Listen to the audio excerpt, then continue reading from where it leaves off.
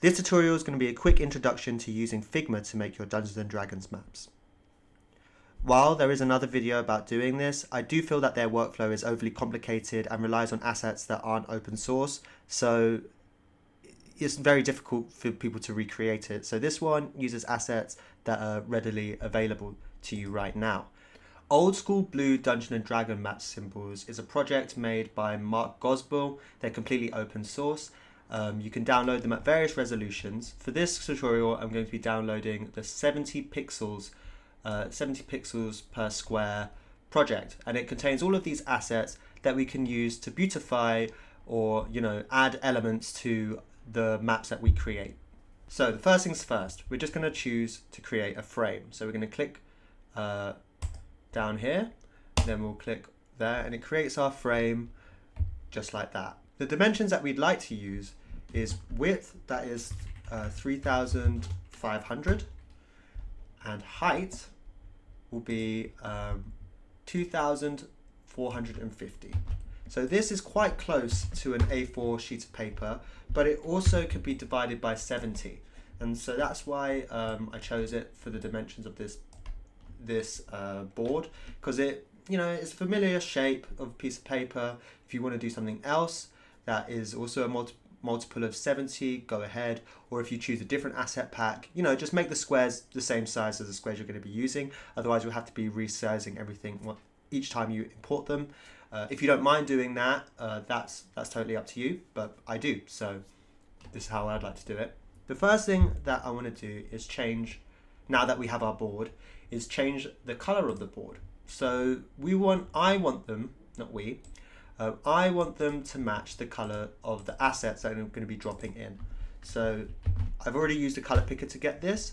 So that color is 5693BB. So now we have a lovely, beautiful board. But we don't have squares, which usually are quite helpful in Dungeons and Dragons. So we're going to go ahead and put some 70 pixel squares on there, and they're currently red, as you can see, but I want to make them the same color as the board, because where I'm not using them, I don't need to see. So what we're currently looking right now is a blue grid. It's invisible, but we're looking through it like it's a fence, and through the fence we can see the blue background. So now we have our background set up and our grid set up. If we go ahead and make a shape like this, we can see the grid on top, the object, and then the blue background. And so this is how we can go ahead and start making our rooms. I'm going to go ahead and change, if I click on frame, go down to the grid, and just make it a little bit more visible. I like 50, 100 looks good too, but maybe for me 50 is good enough, and I think it looks better. So here we can start making our rooms.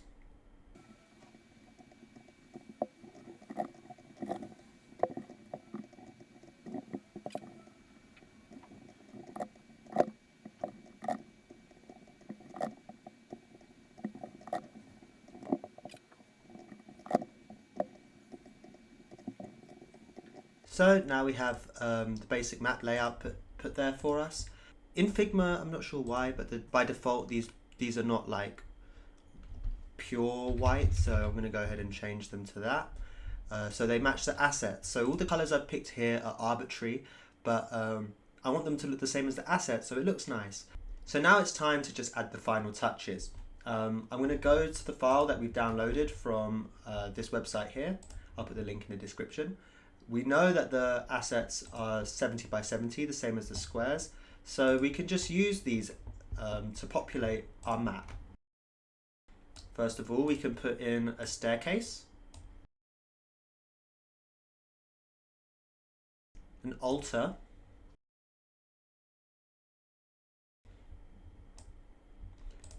a secret door,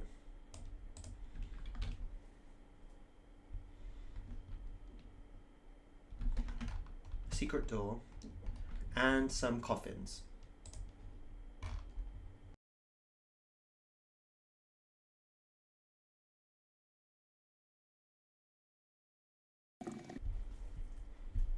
And so here we are. We have a dungeon that starts off with some stairs. We go to a room with a fireplace. We come through another room with an altar. There's a secret door, and we have a tomb that's hidden away. So now that we have all of this set up, we really want to get like a good fog of war effect going. That's as easy as selecting all the things in the same room, like this, here, and then we can just right click them and create a group selection, and then we can hide it. Then for the next room, we're going to go ahead and select these two, group selection, hidden. If we want to hide these two, maybe I'm being a bit granular, but yeah, group selection, hidden, and then we want to put these into the same group selection, hidden, and then finally our staircase, you can do a group selection and hide them. So now you've got them all organized. We've got the group one up here, which is, we don't want them to see that, so we're going to hide it. Group one, maybe when they first come in, we don't want them to see that. We also don't want them to see this corridor. So as they explore, you can hide it. So maybe they would come down, and then once they've, they've all made it down, or they've made it down to the end, they'll see the fireplace. Then after they've explored this room, or somebody's entered the room, you'll see that there's also a corridor. Then once somebody's turned the corner, you can reveal the room with the altar, and only if they find a secret door, you can click this and they can go ahead and discover the tomb. But that was how to do a basic Dungeons and Dragons map in Figma, and also using groups to create a fog of war effect as adventurers explore your dungeon. This dungeon design is based on a tutorial by Mark Gosbell. At times it can be a little cringy. I am a white, middle-class, middle-aged nerd. But I do think his video series is the easiest and smoothest introduction for new DMs and maybe new players who really just are trying to get a more holistic idea about what Dungeons and Dragons actually involves. I know from personal experience trying to understand what Dungeons and Dragons is, and also trying to explain it to people, if you don't have any schema of a tabletop RPG, it can be a little bit complicated to explain or just unusual, right? Yeah, big props to Mark Gosbell for making these open source or free with a creative license. Dungeons and Dragons is a free game. Yeah, you can spend money on playing it, but it doesn't seem to be necessary, and it's a game about creativity. So I hope that if you find this useful and find yourself creating assets in the future, you go ahead and consider making them free for other people to use too. Thank you very much. I hope this tutorial was helpful and gives you a new insight to how you can start using Figma for various creative projects, and you can also have your players get involved in using Figma too. I'm not sure I'll be doing a heap more Dungeons & Dragons content, but we'll be doing more design and UX content. So please hit the like button, subscribe, and leave a comment. Thank you very much.